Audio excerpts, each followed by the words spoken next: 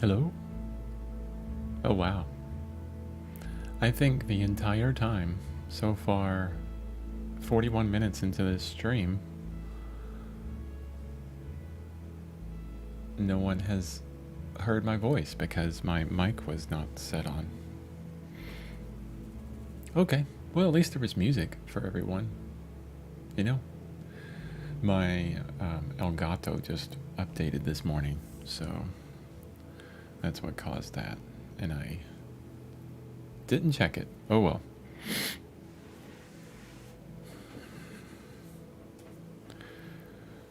Live and learn. Yeah, let's do this. Here's what I'm going to do. I am going to use some of that painting, the painting I have here. But first, I want to get rid of a lot of these extraneous lines that are just really getting in my way. I drew really heavily on this mountain back here previously. And I think I can really kind of throw it back a bit better. Lighten it up a lot.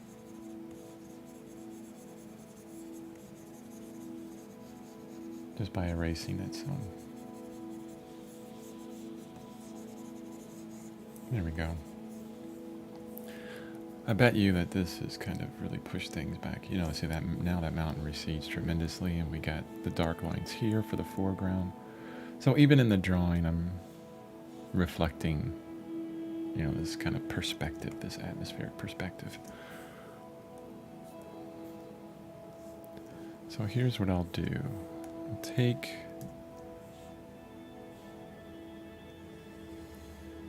this part of the painting. I don't need the whole thing. I don't want to be overly influenced by Mr. Bierstadt. It's probably too late. He's awesome. And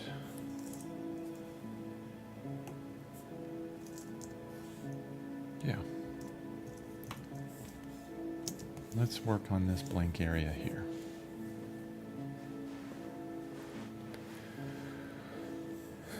So I'm not going to do exactly what he has there, but I will pull some ideas from what he has. I like this kind of, you know, chunk of mountain over there.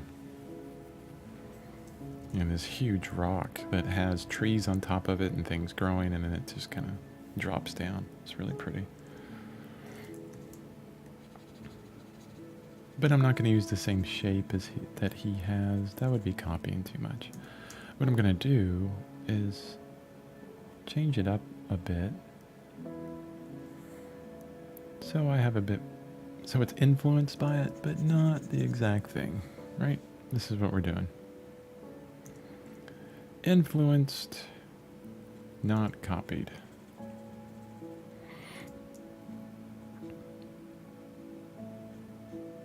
I actually have to, you know, the more I think about it, the more I like the word influence over stealing. There's a famous quote attributed to Picasso. You know how quotes go. It's like when they get that old, you're not really sure who they came from. But basically, the quote goes, good artists copy and great artists steal. Meaning, you know, just good or mediocre artists copy exactly what they see. You know, they're a carbon copy of what came before them. But great artists, they steal principles and ideas and they make it their own. They further this art game in some way. I always like calling it a game because it is. Actually, me and my friend Josh was talking about this the other day. You know, in our lives, we tend to get too serious about things. For example, money. It's a very serious topic. Gotta be serious when you're talking about money. Or do you? Right? How can you make it a game? How can you change your belief on the subject, or at least how you think about it? What if making money was more of a game for you?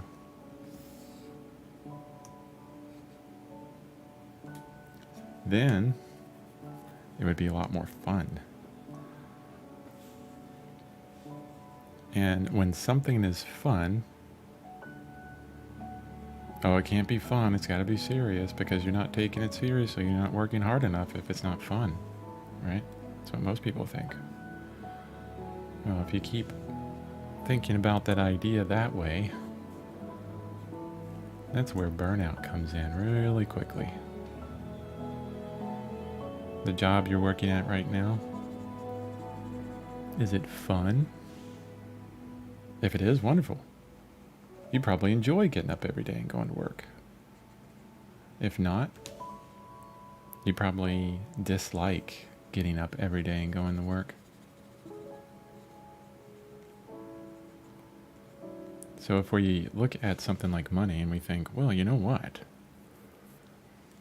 Here's the game. If I do this, I can gain a little bit more. And that's interesting. All right. Well, how do I adjust that so I get this? I grow this in a different way, right? Like Monopoly, if you've ever played that game, right? You know, it's all about gaining the money and the status and everything. And you think of it as a game, and it's fun.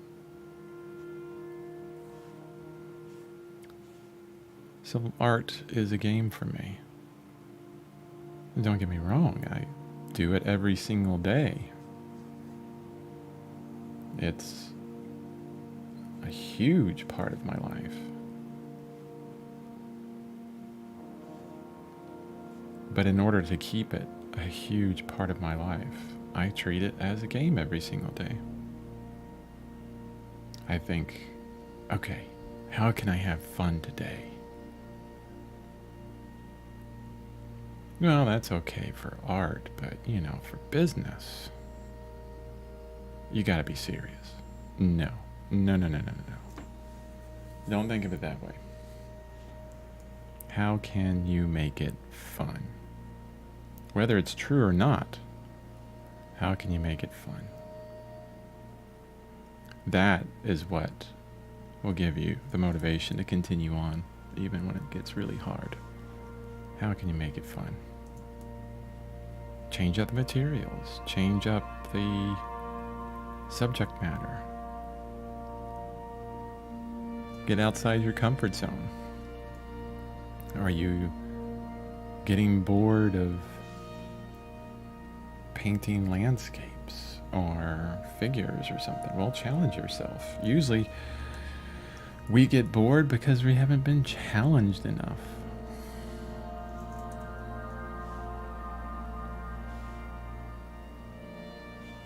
Crazy tangent. I tend to do that. I have all kinds of ideas and things to help other artists become better versions of themselves. That's one thing that, you know, I always love that saying. Rather than saying how to draw better, how to paint better, how to do anything better, you know, what is better? It's not doing things like I do them. It's, you know, taking what artists you enjoy, what you love, and making it your own in some way. You know, learning those principles, learning those ideas, and converting it into something that is all your own. So using what you learn to become a better version of you. You may love Bierstadt like I do, but we don't need another Bierstadt in this world. There was one, and if I tried to be him, I would just be mediocre carbon copy of his work, right? What we need is more you in this world. That's what we need. More you. I read a book called Audience of One by Srinivas Rao, R-A-O, I believe is his last name. And it was a fantastic book. And in that, he was telling a story about his siblings and his sister. As his sister was growing up in a family of very successful brothers and sisters, doctors, lawyers, things like this, just really successful. And she wasn't as successful, but she tried to emulate her brothers and sisters. She tried to be a lawyer. She tried to be a doctor. She tried to do all these things, and it just wasn't resonating with her. And I think it was her dad that said to her, we don't need another one of your sisters or brothers in this world. We need more of you. So find out what makes you important, what makes you you, and then provide the world with more of that.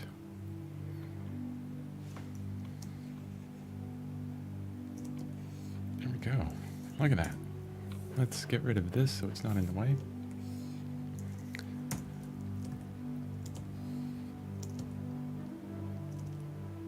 Now, this may just look like a bunch of lines to you. There's not a lot of people. There's nobody on this stream right now, but whoever watches this in the future, I think this is beautiful for me. I mean, I'm enjoying this tremendously. I can't wait to get deep into this painting. 53 minutes into the stream. An hour. It's 4 o'clock. 4 a.m. for me. Give me 1 second. I need to take some pills.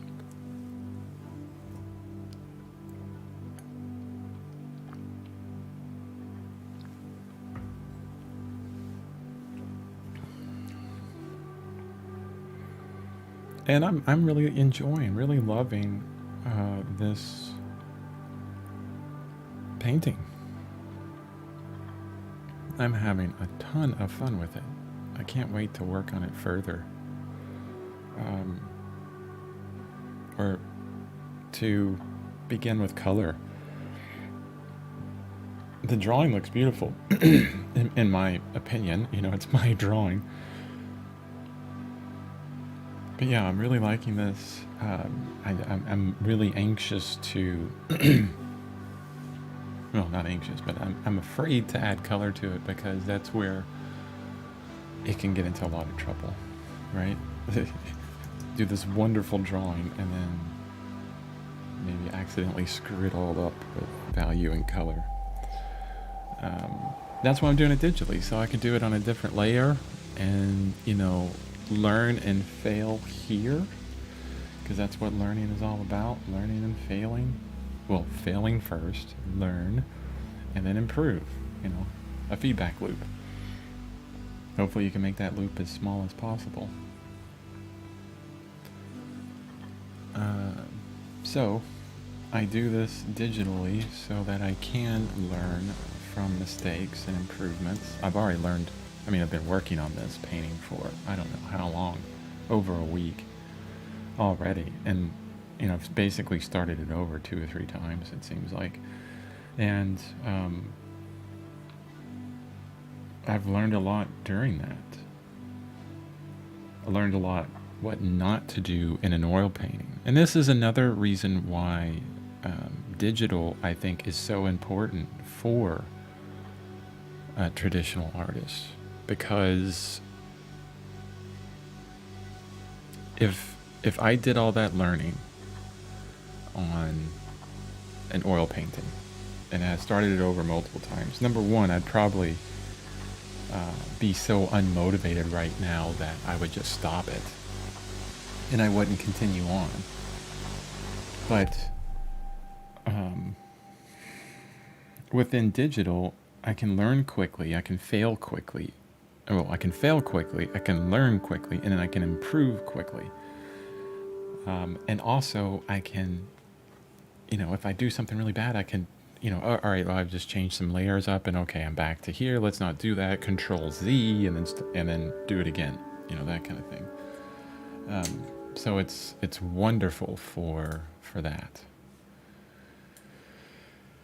And then eventually, once you've learned all that, you go into, you take it into oil painting, and you continue the learning process, but it's not as expensive.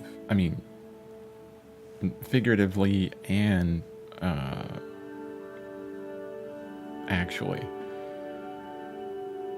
because it is expensive, starting over and over on canvases, and I've done that so many times. So many times. Okay, what am I doing here? Let me show you. I'll move these out of the way for a second so I can show the painting. So on the right hand side, which you can't see because I'm on a different tool, so the right side here, I have this another cliff. So a cliff on the left, cliff on the right. This is a compositional element to keep the viewer into the center. So dark cliff on right and left, changing the lighting so, all of the interest is in the center here. But I need to get a better understanding of this cliff because right now it's just a big blank nothing. And in order to light it correctly, I need to figure out what it's going to look like. So I'm going to start with Bierstadt. I may go into, stock photo sites if I don't find anything here. Just some ideas. Trying to scratch for ideas like Twyla Tharp says in her book. What is it? Oh, I forget the name of the book. I can't see it from here, so Twyla Tharp's book, it's absolutely amazing. Looking for cliffs, cliff faces, or something like it. There you go. This reminds me of Half Dome or something from Yosemite. This kind of straight cliff here. Let's see if we can find something else. Oh, that's beautiful.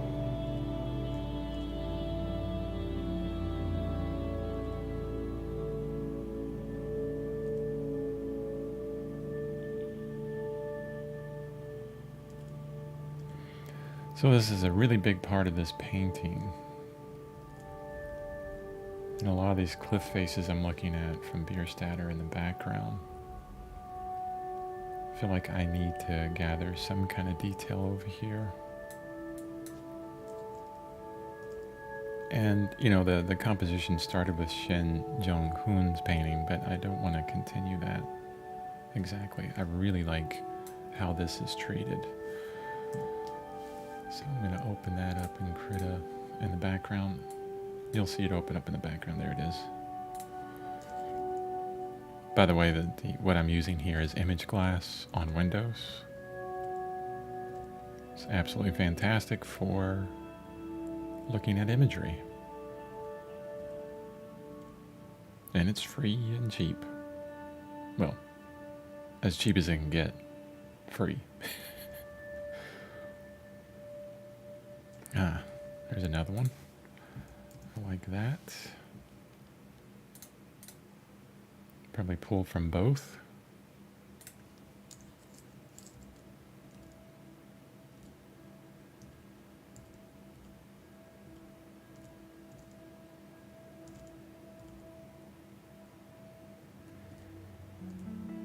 And just flipping through.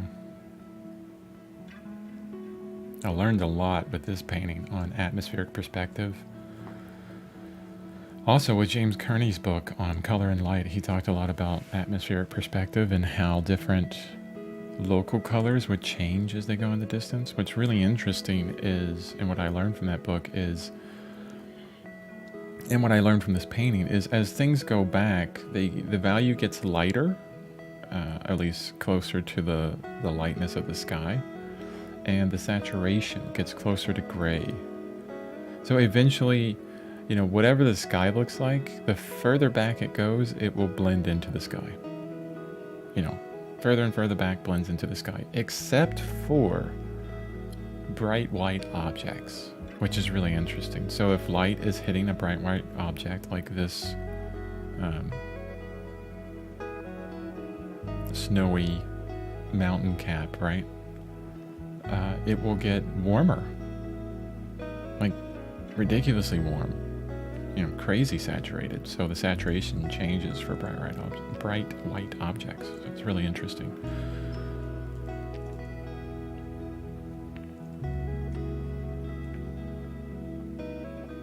I like this cliff face here as well. It has interest, but not too much. So that's 3. I don't want to collect any more than that.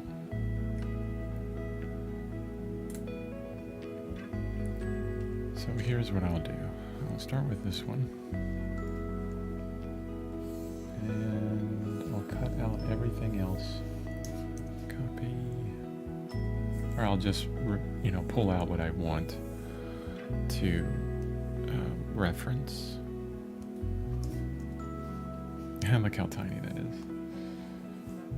And for this one, image.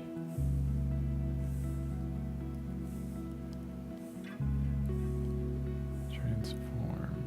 Horizontal.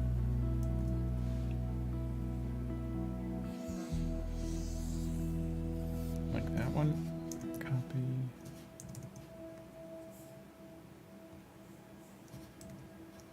Oh, that one's tiny too. That's fine.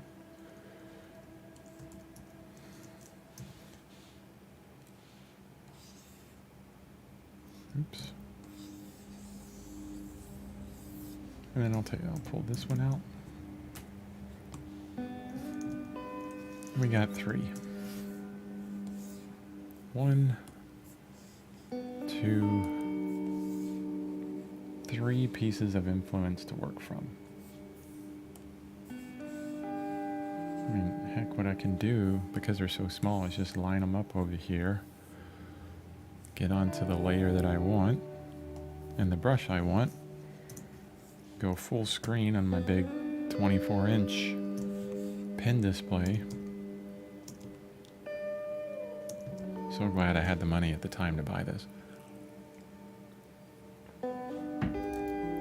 Right now is a different story, though.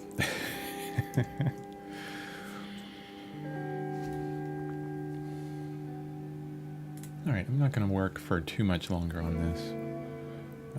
I've already been going since 3 o'clock this morning. So an hour and 15 minutes. Usually I spend about an hour and a half every morning on my artwork.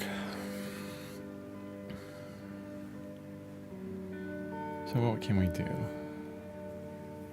Let's quickly get a general idea of shapes in this.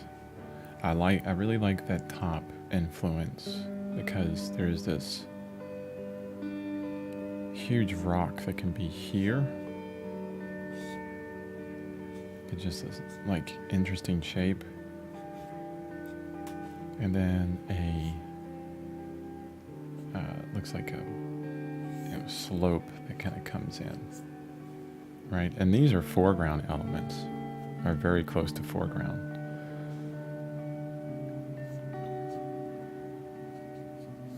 So they're going to be bigger, a lot bigger. They're also going to be in shadow, so very deep shadow. So I'm not going to worry too much about detail with this right now. Just getting understanding of, forms.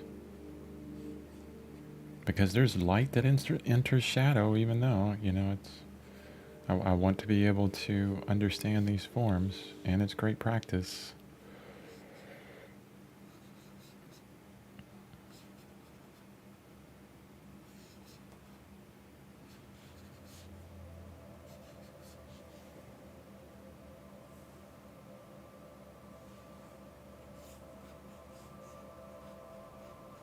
Just making this one up out of my head. At this point, I'm doing so many rocks that getting out of my comfort zone there and thinking, oh, just make it up out of your head. How does it look? We'll see.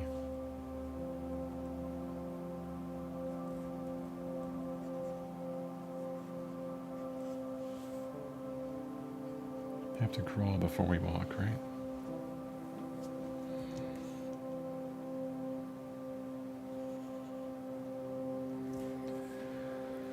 So that's kind of like a bottom element.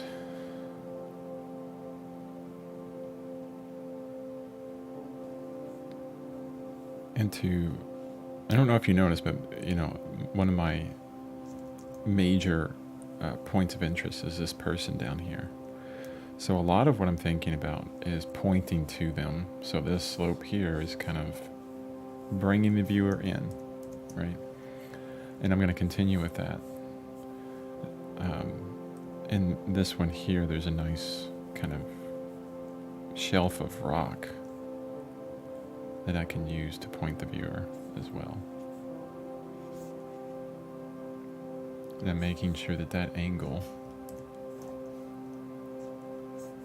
is pointing directly at the viewer, so, or directly at my point of interest. It's kind of like the artist, me, saying, look here, look here, look here, look, look, look, look. You know, that's what we gotta do to really direct the person to the story. No different than if I was directing a movie, except that, you know, they have 24 frames a second. I have one. Just one. One glance, one look, and that's it. Capture it, you know, get it quick.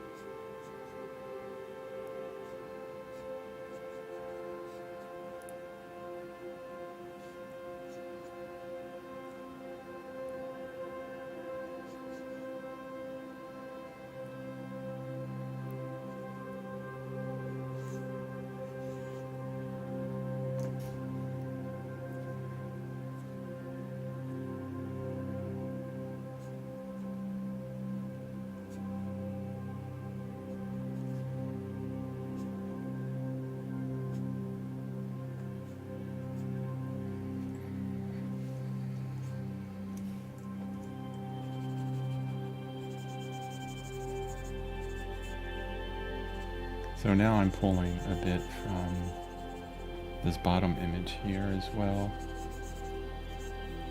I don't want this to be too detailed over here. Again, it's all going to be in shadow.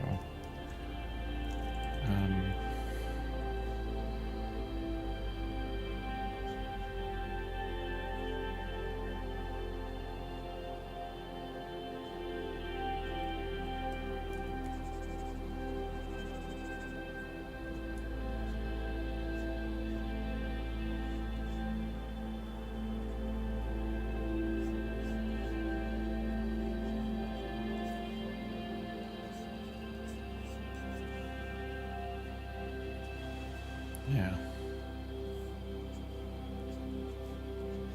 That's good. I like that.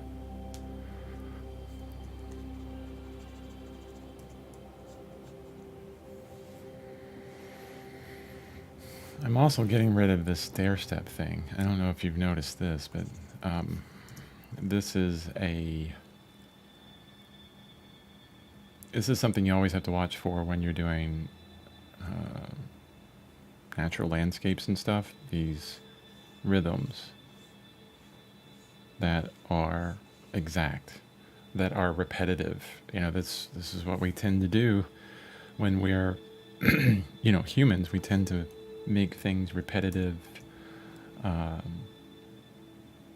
and that's just not the way nature works. Nature is not repetitive. It does the weirdest things, and it's always right.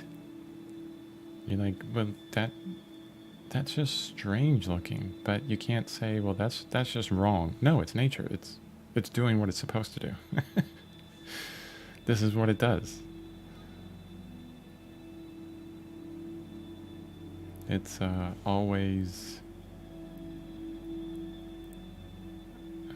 completely random, yet always perfect. Perfection in randomness. Let's start down here. I think I will keep this one.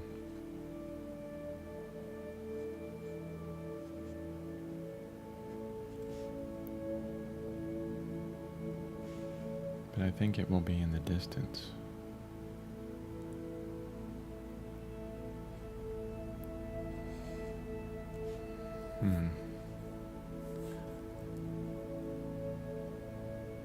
I wonder if maybe I can make it easier on myself.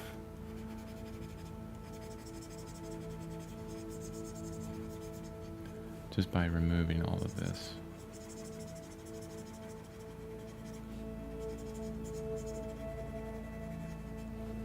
And continuing with the center of interest in the background, which is this amazing mountain that's going to be lit by light from dawn, sunrise, or sunset. I guess you could look at it in either way. I mean, it's a golden hour kind of idea, so it's going to be pretty similar in some ways, maybe not exact.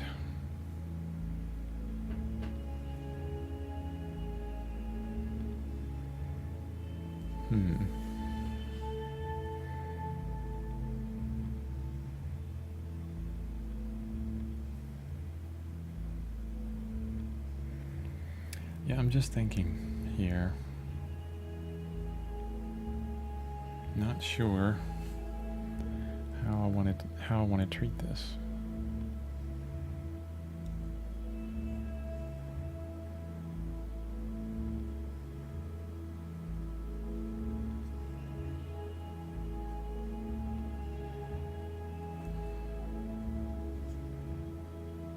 Maybe one interesting, piece of interest here, influenced by Albert Bierstadt.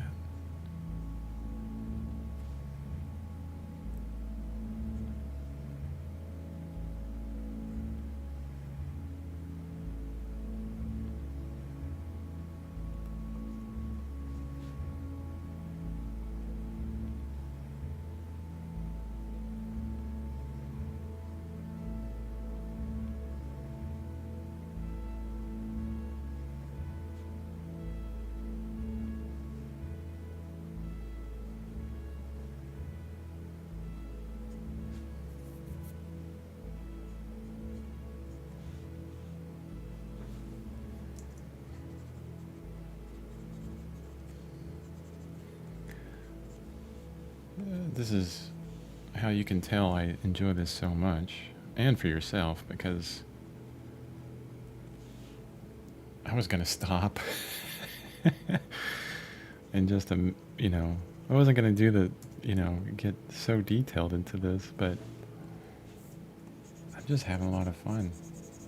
This is the thing. I mean, I push a lot of the daily art practice within my channel and trying to teach other artists the benefits of showing up daily and practicing, even for 30 minutes a day.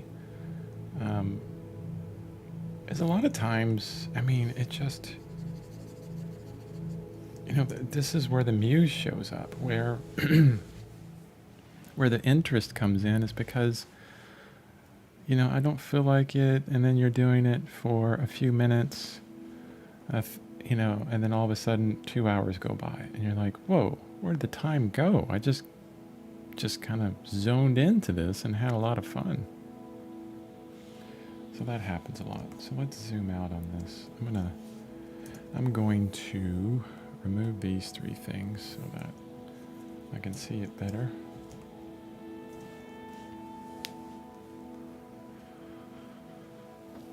Yeah, I don't think I need more than that.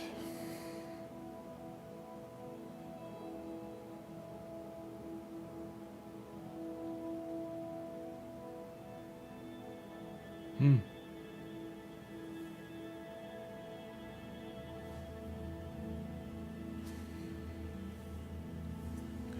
Okay. Yeah, I think I'm done for the day. Well, oops. No, not that button. I think I'm done for this drawing session, this 1.5 hour drawing session. Actually, it's an hour and 16, 17 minute stream. So I'm done for that. Okay. Again, I'm rocking the festive Christmas sweater. Happy holidays for everyone out there all over the world. I know it's 4:30 in the morning. There's not a lot of people that probably celebrate Christmas. Maybe in the UK right now they're watching. I don't know, but it's gonna be over in Europe somewhere where most people are watching this. So happy holidays, because there's more than just Christmas out there. So if you join me, if you're watching this later, thank you for spending the time and taking the time to look at this stream and hopefully enjoy it in some way. Send me a message on my website, chrisbevan.com, or, on YouTube. I'm going to be there all the time now, having a lot of fun, teaching other artists and helping other artists become better versions of themselves, because that's why I'm doing this. Anyway, that's it for me. Have a wonderful week.